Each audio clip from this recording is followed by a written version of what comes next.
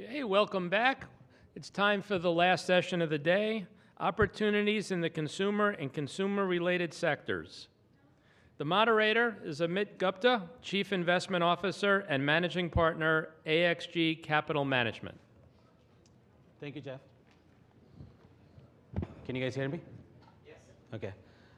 Good afternoon, everyone. I know this is one of the last panels, so hopefully we won't bore you guys too much. But as pretty much most of us know that the consumer story in India is partly why we are all here, what put India on the map. So I think we have a very good distinguished panel which covers the multiple sides of that story, from retail, brick and mortar side, to online, to investments. So I'll introduce this panel to you very shortly. But just to set the stage, between 2000 and 2010, the GDP growth averaged 7.2%. And disposable income has doubled since 1985. And we all know the importance of the rise of Indian middle class. I think right now it's almost the size of population of United States, and by 2020, by some accounts, it might be the size of Australia and many other countries. So we all know that that story is getting just better and better. And today we will try to cover that story from different angles, and we'll try to make it a little bit more interesting, make it more where we are not talking about things that you guys already probably know about, right? So the surgence of middle class and other things, but we'll try to dive into specific topics like difference in consumer spending by different segments, by rural, urban, even within those subsegments, many different things, age, gender, then channels online versus offline, then brand preferences, local versus imported, what makes one brand stick, what makes consumer buy, and where are they moving towards. And then role of capital and innovation in that space. So those are the topic that most probably we'll cover. We'll have 15 to 20 minutes towards the end for the questions. But before I get into the more formal introduction of the panel, I wanted to ask if there are any specific topics you guys want us to cover. Anyone?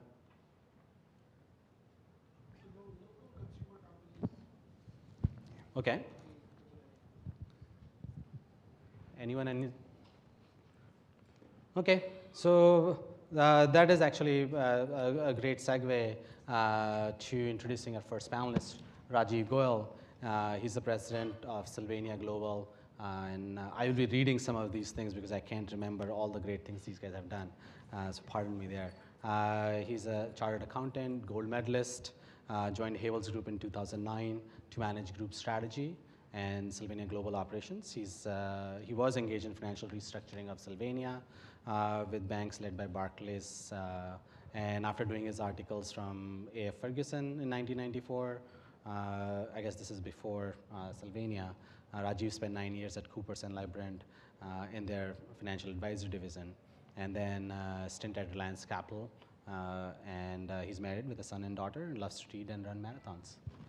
Thank you. Welcome, Rajiv. Then towards to his left, we have Sanjeev Bikhchandani. He's the founder of Naukri, India's leading job site. And I have never used it, but I know a lot of my friends who have used it and love it. But in addition to that, I think Sanjeev has a stable of portfolio of companies like Jeevansati.com, 99 Acres, and then they have investments in. So a lot of these are informational kind of sites, but then they have investments in transactional side as well. So like Zomato and Merit Nation and other places. So he can give us a good idea about both sides of e-commerce. And then Sanjeev graduated from Ahmedabad and has quit his job for entrepreneurship 18 months later. And prior to starting Naukri, Sanjeev has worked in advertising with Lintas and consumer marketing Lexo. and he has, I don't know how many awards, I can't even read it. So I'll let him tell some of that. And to Sanjeev's left is Vipul Mankad, and he's an investment professional with long-standing experience in early to growth stage VC investments in emerging markets. He's led several successful transactions across multiple industries and geographies. Currently, he's based out in DC and works as global investment officer at Small Enterprise Assistant Funds, SEAF.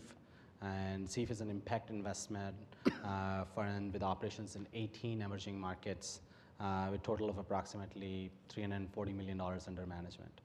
He's a member of their global investment committee, and he will add the investment perspective to the panel, investor perspective to the panel. Prior to joining SEAF, Vipul had worked with Sidbi Ventures, Gujarat Ventures, and Gujarat Industrial Investment Corporation. So we have a great panel, and looking forward to it. So maybe we'll start with a very, very brief overview. I think most of the guys know you, but just tell us about what your company does, and then we can delve into some of the questions directly. Correct. I think somebody talked about local consumer companies. I think, to my mind, Havells is a great example how consumer in India has evolved. You see, you will not relate a consumer to a wire company or a switchgear company, you see, which goes in the back of the homes. But how we have become branded and how consumer connects with us is a great example in India, how the consumers go into the nitty-gritties of see what he wants to invest in, what he's looking for, what he's acquiring. And I think that's how we have grown this business, and that's how we become 3% of our revenue we spend on advertisement, which I don't think globally, if you look at the leather lighting companies or electrical companies, they don't invest anything on the prime channel.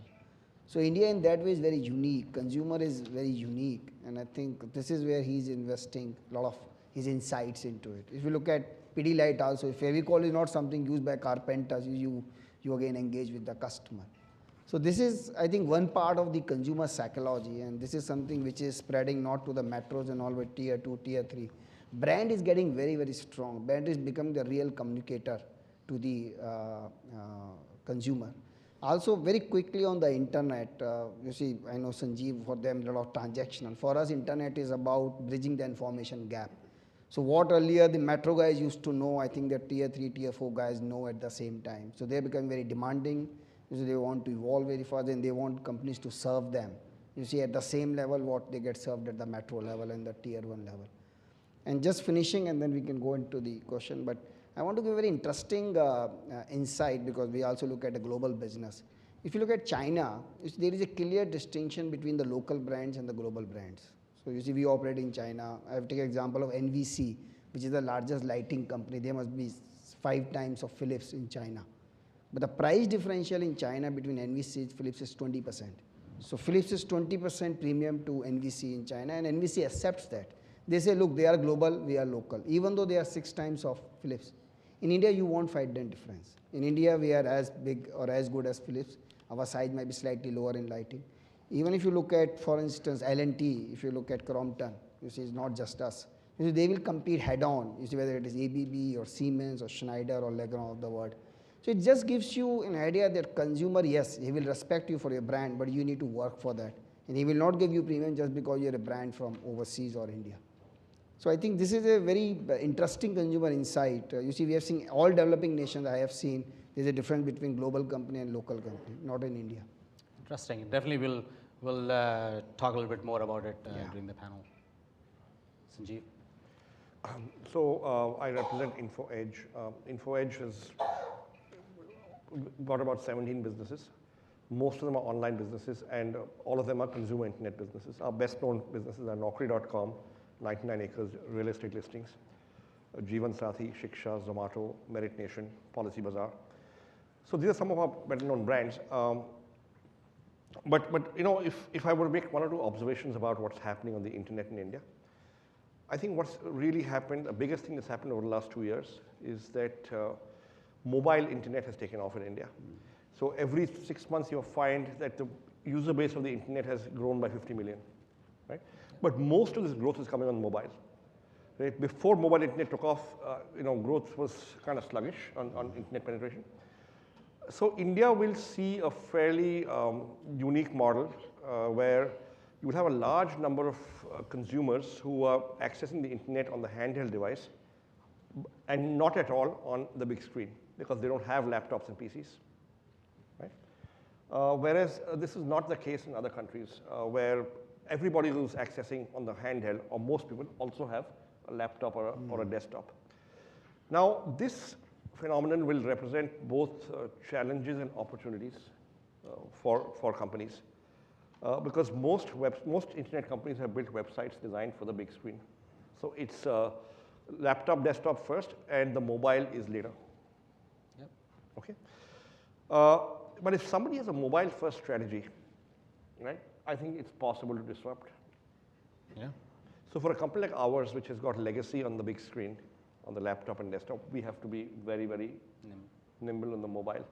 So already on Naukri, 30% of our traffic comes from the mobile. And this number is growing by 1% every month. Oh, wow. So 3 years ago, it was 12%, and it had been flat for a long time at 12%. So the bulk of our growth in traffic is coming from mobile. Likewise, for 99 acres, 30% of the traffic is coming from mobile. In Jeevan Sathi, it's 50%. And we just launched the app about 6 months ago in Jeevan Sathi. It's already 50%. Oh, wow. In Zomato, it's 54 or 55%. Merit Nation is up 35%. So clearly what is happening is this massive shift in traffic composition from laptop and desktop to mobile. Now, what this also does is you got to figure out how, is it a new customer who's coming to you, who's not coming to the desktop? Is it a desktop customer who's coming to you more often now that he's got the mobile also? How do you monetize the mobile? Because, on the big screen, you got much more real estate. So you can sell banners and do stuff, but you can't do that on the mobile. Yeah, even companies here like Facebook and everyone has been struggling. And yeah, so these are issues that consumer internet companies are facing in India. I think the other thing is that people keep saying that India is 3 years behind China, 5 years behind China on the internet. So that's not true. I think there's a big structural difference. The internet is a local language medium in China, right? Whereas in India it's by and large an English language medium, right? So let's say, and this is largely because the legacy of the desktop and the laptop is such that India does not have a local language computing environment. They have very few local language keyboards, no local language operating system. They exist, but the penetration is low. No local language MS Office. I've yet to see a local language email client, right? And therefore, so the analogy I like to use is what happened when cable TV first came into India. So 91, the first Gulf War, people saw CNN for the first time on cable, and then cable operators began to mushroom. But until 93 or 94, all the cable channels were in English. And there was a certain amount of penetration, mostly in metros. But cable TV really took off when Zee launched a bouquet of Hindi channels. Yeah. And that is when the cable explosion first took place. And then as you got into regional languages, right, it went deeper and deeper. That's the difference between having an English language medium and having a local language medium. So if you truly want internet usage and penetration the way China has, and dependency on internet, I think you will have to move from English language to local language, and I don't see a solution in sight. Interesting. No, definitely. I think that's where consumer is buying. The whole channel strategy is definitely we'll come and talk about, because this is very important as we compare it. Not only as you said, like internet, we are the third largest internet user base after China and US, but still in terms of our, I think there was like $1.9 billion of e-commerce that was done last year. So we'll definitely come in and try to get your... So e-commerce is the one thing that people are buying stuff on the internet, even if they don't know English, right? So you will have my maid servant who will come to my wife and say, can you get me this from Flipkart? Yeah, So people are asking others to buy for them. that's great. Yeah. Vipul? Hi, I work with the organization called SEAF, which stands for Small Enterprise Assistance Funds. Very briefly, we manage funds in almost about 18 countries, mainly in the emerging markets, and we make impact investments in emerging markets. So typically, we invest in a small amount of money, between anything between $1 to $4 or $5 million in a portfolio. We also have a fund in India, which is the agro and food processing sector. And I've been working with C for last about 4 years. And prior to that, I was with Sylvania Venture and the two venture capital assignments, wherein I had raised and managed about 4 funds. And I'll be talking more about my experience with the Indian perspective, because that's what is relevant for this gathering. And in my all 4 to 5 funds that I have managed last about 12 years, we have consistently made investments in consumer-centric businesses. Well, what is consumer-centric? That means I define as a business which is directly dealing with the end customer, who is actually the consumer of the goods or services. So that's a very broad classification we have done. We have also done in businesses in the B2B kind of situations, but increasingly our focus has been towards more towards the B2C kind of business situations. And why we do that? Simple, like as an investor, we want to make attractive returns to my investor at the end of the day. And what we believe that the consumer-centric businesses have a great growth potential, especially with the backdrop of a high population, high population density, many favorable parameters like changing consumer preferences, double income groups, high disposable income, and so on and so forth. And on top of that, there is it's facilitated by the new technologies like what Sanjeev is mentioning about the internet based and mobile based kind of platforms which is available today. So you are riding on a very high growth potential for any businesses. And as we invest in the small and medium kind of business in early stage, well, we take a little more risk. And if the business grows, then yes, we really make good money. So last 7 or 8 years, we have invested in various subsectors of the consumer, which is consumer durable, which is consumer electronics, which is I would say agro and food processing, and some of the healthcare services, and as well as other services like logistics and e-payment, which is one of the most successful investment that I've ever made because of the full internet, the cycle which has matured now. I'll talk about those. We have some failures, some lessons learned hard way, and some really good success stories. So maybe I'll keep those things for the next part of the session, and I leave it to for the further discussion now. Yeah, no, thank you, Vipul. So maybe we should dive into one of the main things that we all talk about, right? We used to say Indian consumer is classic tale of 2 cities, but I think now it has already branched into, it's not only just rural and urban, but we look into it as within urban, multiple different tier cities, even rural, different kind of customer that's out there. So Rajiv, have you seen any differences in that customer pattern in your business? How do you think about it? What's the strategy you employ? I think what we have clearly seen, there is a brand preference for the consumer. And I think it cuts across genres, it cuts across rural and semi-urban. But we are still not very rural because in India, the biggest challenge is electricity. If you do not get 4-hour electricity, you don't invest into electrical products. But I think if you take that out, I will give you an anecdotal evidence. In 2004, we launched fans. And everybody told us that, look, we only launched at the premium end. So we didn't launch less than $20 fan. Because when people said market is 40%, less than $20, why don't you launch? We said at that level, you cannot give energy efficient fan because you cut down on copper and you see you can't give sort of 50-watt fan, which is what we wanted to launch. And we launched that, and what we realized that there is a huge demand for that product simply because people related our brand to what we committed to them. And it was even the higher end. You see, at that time the average cost of the value of the fan was 800. We used to do a 2,000 rupees fan also. And a lot of rural areas used to lap up those fans. Yes, to some extent they were more sort of, more looking very nice to them. But more important, they realized this is what is delivered. Second thing is what is important. At that time, 60% of the market was unorganized and unbranded. Today, that market is only 25%. So there is a huge shift which is happening in the entire country from unbranded to branded, unorganized to organized. So it's a fallacy for people to believe that everybody wants cheap products. Yes, we are a value buyers. And I think that's as true for the millionaires sitting in the metros as it for the villagers or a semi-urban guy. But I think everybody wants to know, are you servicing me? Are you giving me the right quality which you have promised to me? And that's how the brands are being constantly evaluated. And that's what I'm saying, that you asked this question about the international brand and local brand and national brands. I think ultimately everybody has to, they're as good as their last product and the last servicing. And that's where we have invested significantly last 10 years, yes, in the brand, but more into our own local manufacturing. We are not importing from China.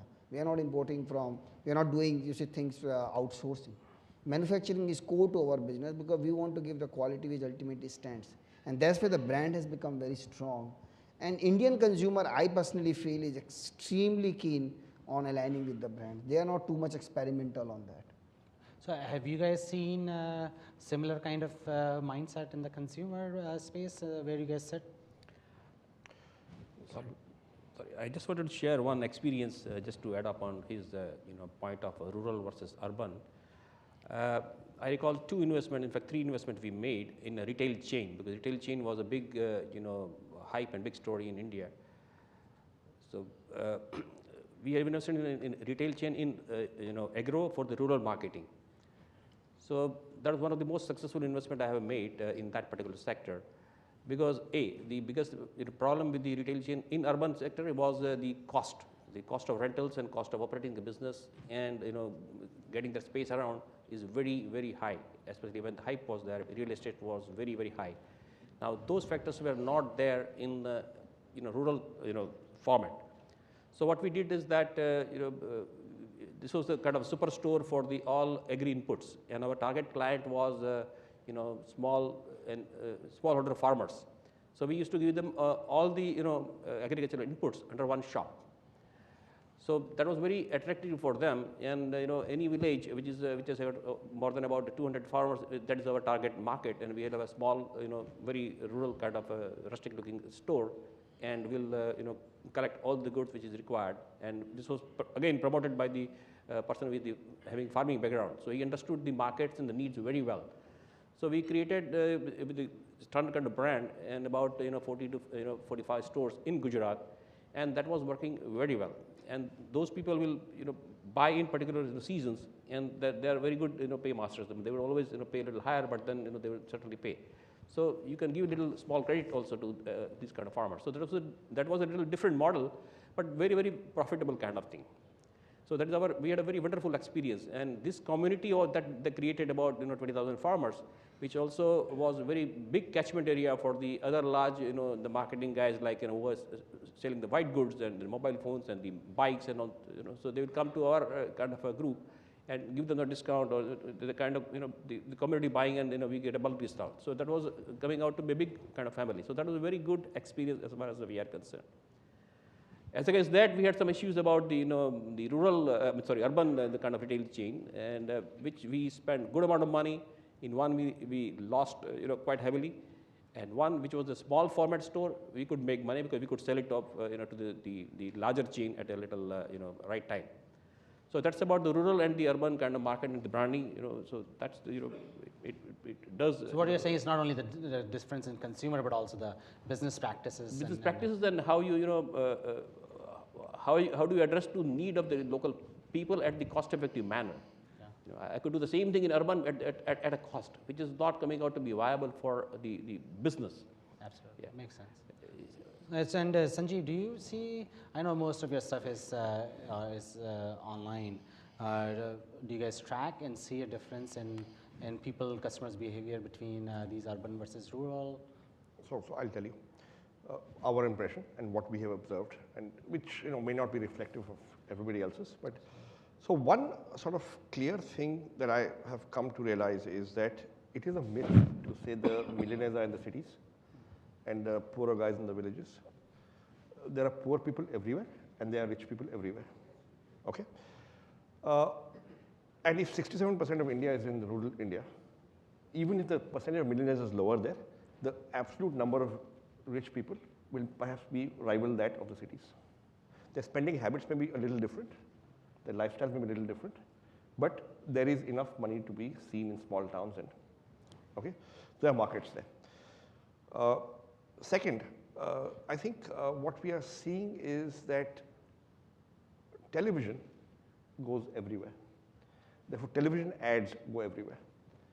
Therefore, people's aspirations to consume stuff is not that different as you might imagine, right? Because everybody is watching the same TV channel. Absolutely.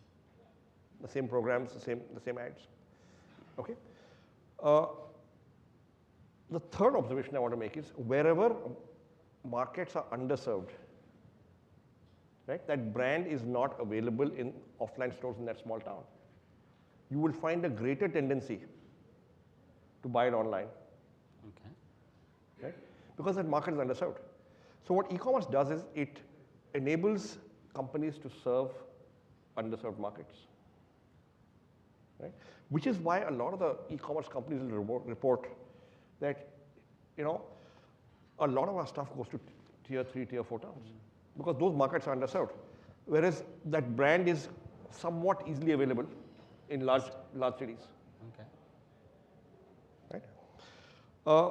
And you know, so these sort of things, these three phenomena, where the media is unifying markets and aspirations, where you know, markets that are underserved will tend to buy more online on a per capita basis. So even though internet penetration will be low in smaller towns, lower than say big cities, you may find that per internet connection you're selling more stuff. So does that mean that you guys have seen, like here at least in US, the latest talk is about omni-channel. If you talk about any retail, consumer-driven company, you're talking about omni-channel having online and offline and all different kind of stuff. So from your perspective, Rajiv, are you guys implementing such strategy, thinking about it? Yeah. No, I think for us, online is another channel to fulfill the needs of the consumer. And I think he talked about the advertisement. You know, we are very heavy spender on the cricket, which goes to every nook and corner of the country. Course, yeah. And the brand is that's why very well known, and that's where the aspiration comes in.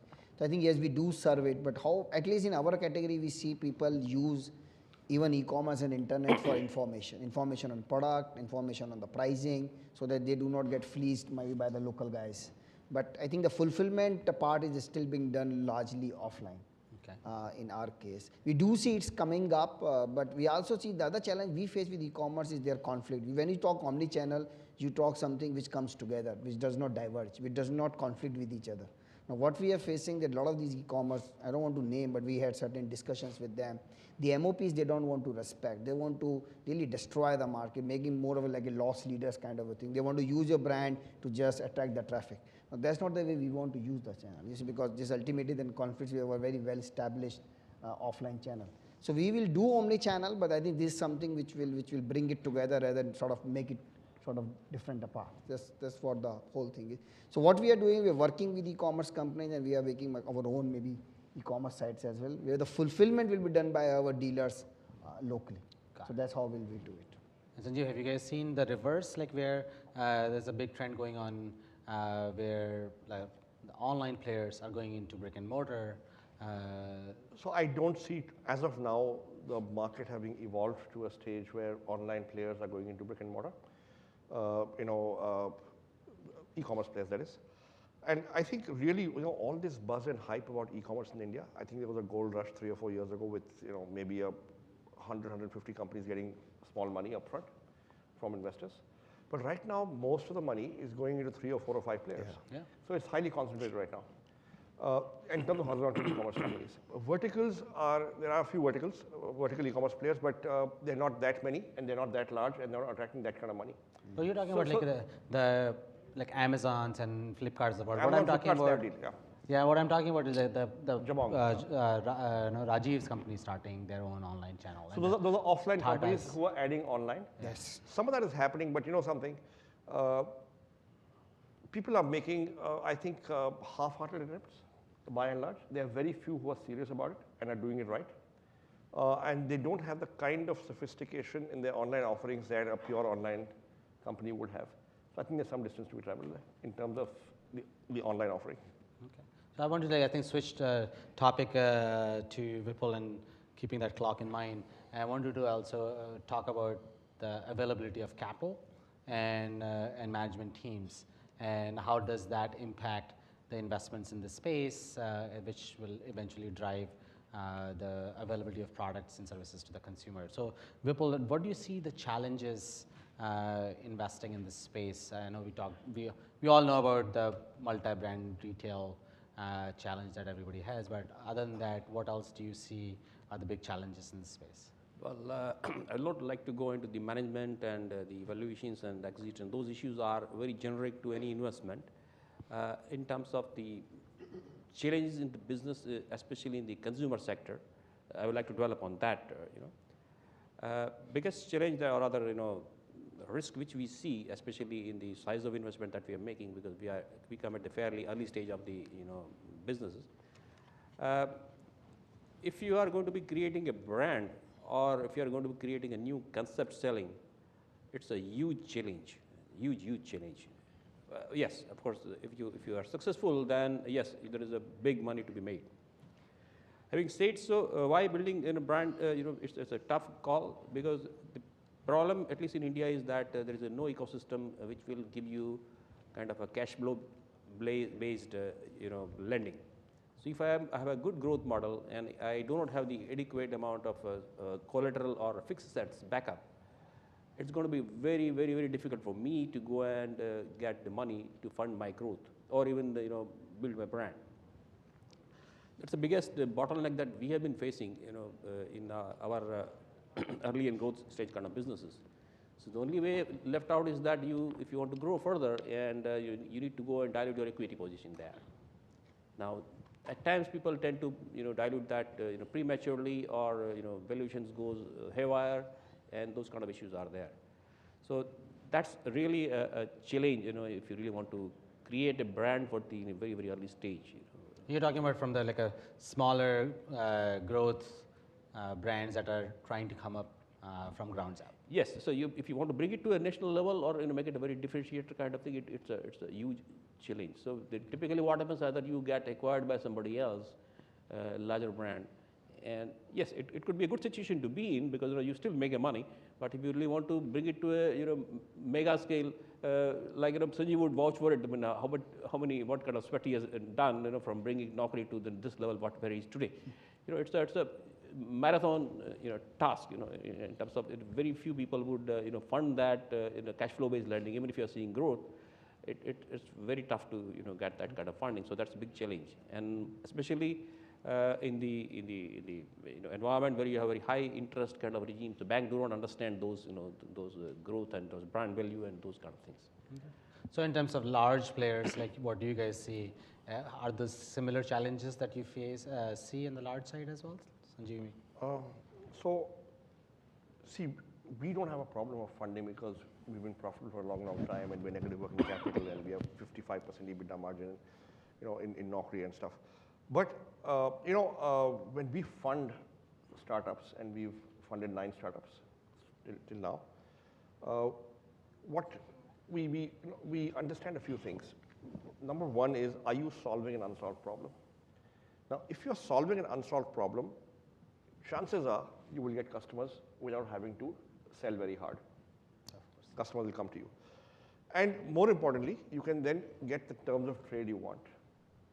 Right? So we always believe that the customer's money is better than the investor's money, because if you get the customer's money, the investor's money will come.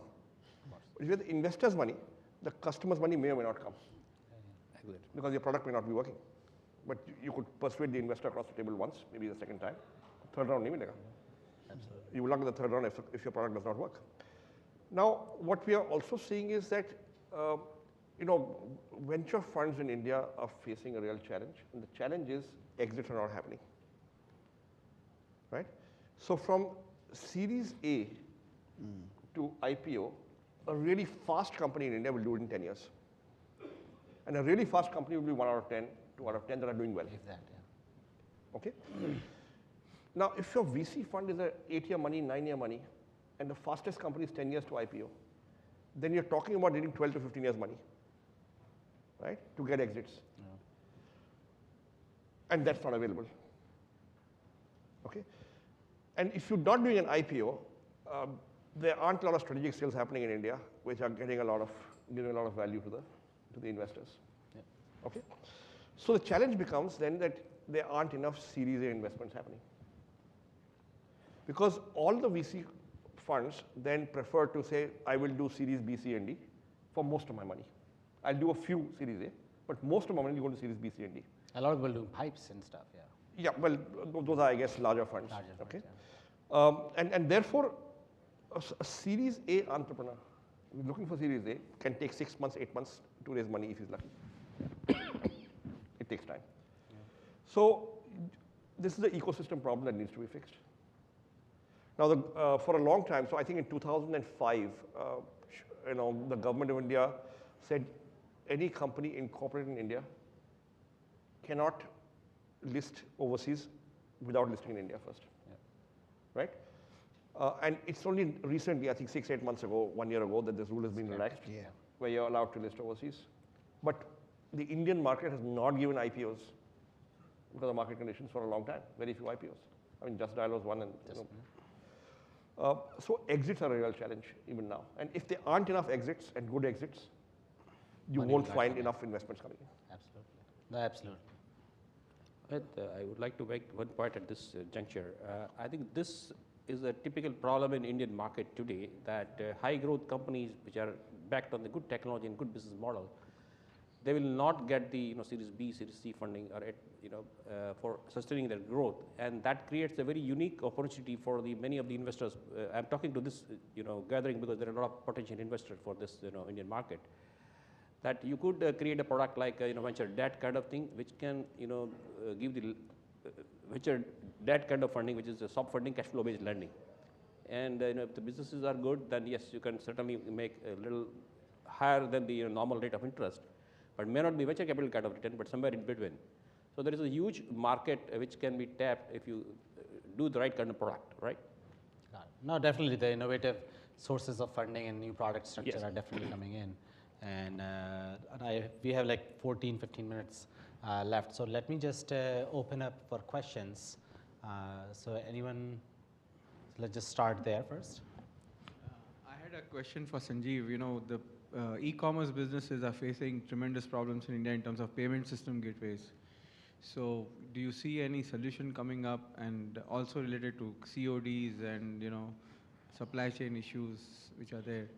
And that's an obstacle, or you feel that is Well, I getting think resolved? the companies that are there and are doing well have sort of worked around this problem. Obviously, there need to be some regulatory changes to permit that, and the government is being a little cautious of that. But let's see where that goes. But I think the bigger problem that the question about e-commerce companies is, and this is where a lot of the people didn't get their second rounds, right, after using Series A, is what's your real margin, right? And are you gross margin positive, right? And I think many of the earlier companies that have since been unable to raise their Series B, there was some, I would say, aggressive accounting practices. Okay, and so if you sort of dig deeper into some of the earlier e-commerce companies,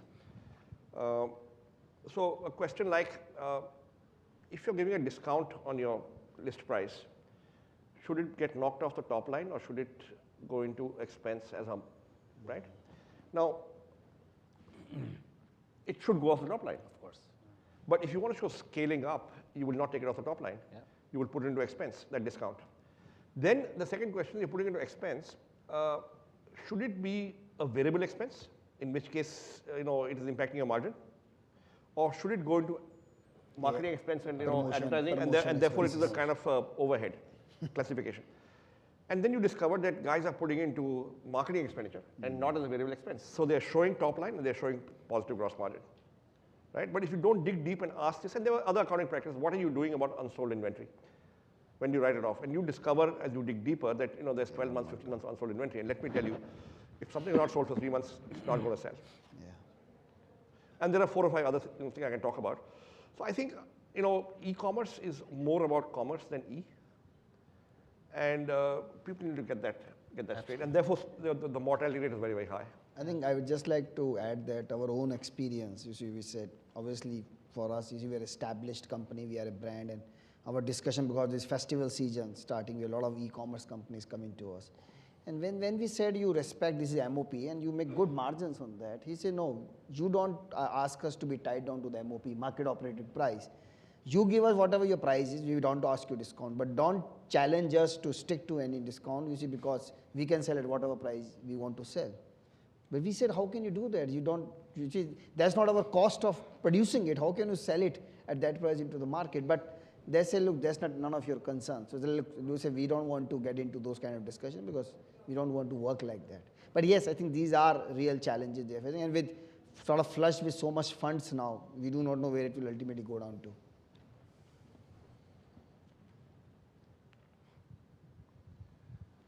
So further to this, there's a lot of fear of using credit card for e-commerce transactions, and that's how the cash on delivery really has become also quite popular.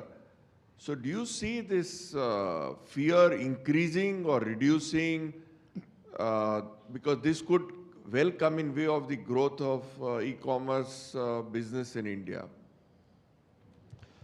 So I don't think people who go for cash on delivery go for it because they're afraid of using credit cards, by and large. Some maybe, but most do not. It's simply easier. It's a pain to fill up a form, right? Number one. Number two is what cash on delivery does. It gives you the optionality of looking at the product and then saying no. And people misuse that, but it happens, right? But if you want to scale top line and penetration and usage and get people to the habit of buying, companies do cash on delivery. Now, we've invested in an e-commerce company. We've invested in a company called Happily Unmarried, which does quirky gift items. One big line of sales for them is the online sales. And, they started out doing cash on delivery, and finally we said, listen, just stop this cash on delivery. It's too unwieldy. We don't mind a lower top line, but we want margin. So it's about different companies having different commercial practices.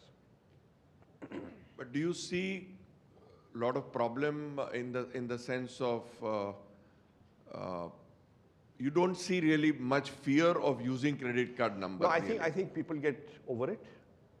A lot of people may not want to use credit cards because A, they may not have money, and if they do, they prefer to spend cash income. Correct. These are people. Do you think there's a generational aspect? I don't think to this generational as aspect. well? I think it's a commercial practice. I mean, if I'm running a small business and I'm generating a lot of cash income, I don't want to pay tax. I would much rather spend it on cash on delivery.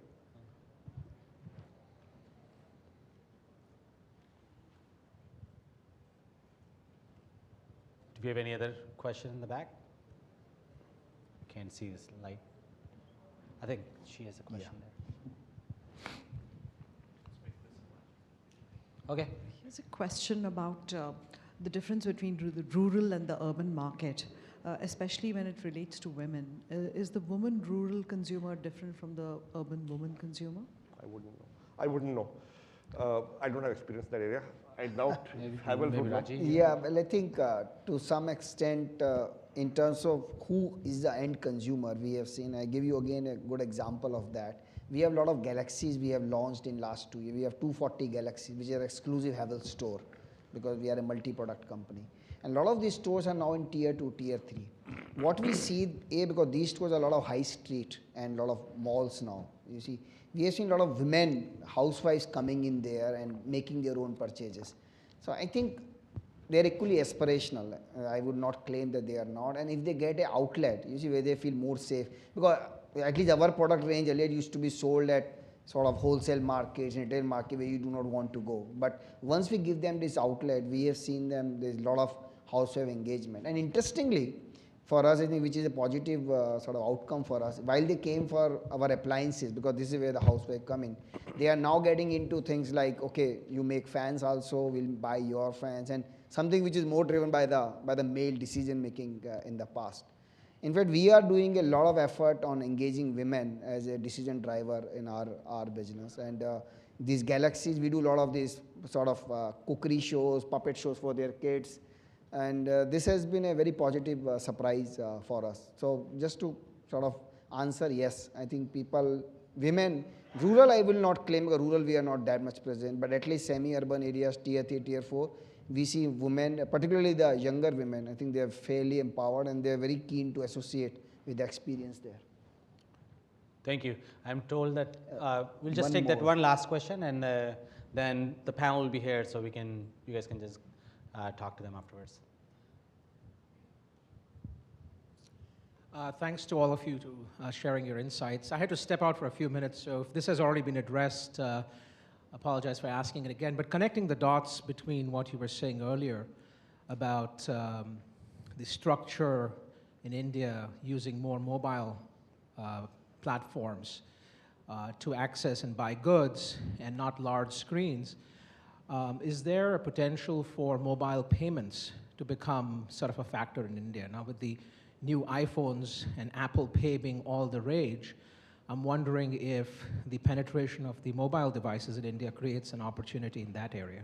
It does, but and people are trying, but I think there need to be some regulatory changes at the RBI level, banking level to enable that. Hopefully it will happen in the next couple of years. Thank you. Thank you again, Rajiv. Thank you, Thank Amit. you, Sanjeev. Thank And you. thank you, Vipul. Appreciate it. Thank you, Amit, for a great panel. Please join us for drinks right outside at the cocktail reception, and hopefully we'll see you tomorrow. Thank you, everyone.